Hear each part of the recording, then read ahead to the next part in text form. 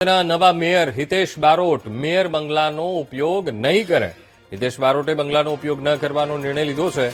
મેં ક્યારેય કોઈ પણ સંસ્થા પાસેથી વાઉચર લીધું નથી. સાથે એ પણ કહ્યું કે કોઈ પણ વ્યક્તિની ભેટ પણ હું નહીં સ્વીકારું.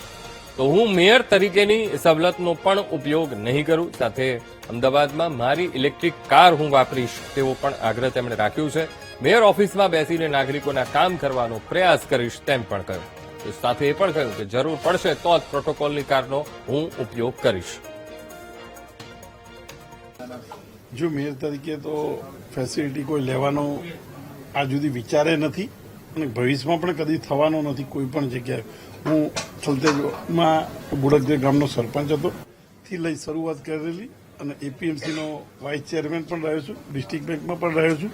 કોઈ પણ સંસ્થાઓ સહકારી સંસ્થાઓમાંથી મેં આજ સુધી ક્યારેય વાઉચર લીધું નથી અને લેતો નથી. આવનાર દિવસમાં મેયર તરીકેની જે સવલતો મળવાની છે અહીંયા પ્રજા સમક્ષ રહેવા સિવાય, પ્રજાના ચા પાણી સિવાય અમદાવાદ શહેરનું મારા માટે કોર્પોરેશનની જે કોઈ સુવિધા મળે છે એ મારા માટે કોઈ કામની નથી.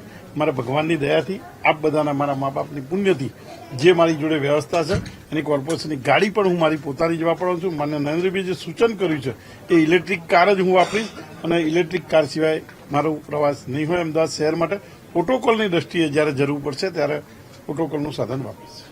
ખાસ તો મેયર બંગલે રહેવા જવાની કોઈ પણ પ્રકારનો પ્લાન? મેયર બંગલાથી મારું નાનકડું ઘર છે અને મારા નાનકડા ઘરમાં જ હું રહેવાનો છું. મારા ગઈ ટર્મની અંદર પણ મારા માજી મેયર કિરીટભાઈની આપણે જોયેલું જ છે. કિરીટભાઈ પણ એક નાનકડા રૂમમાંથી આવતા હતા.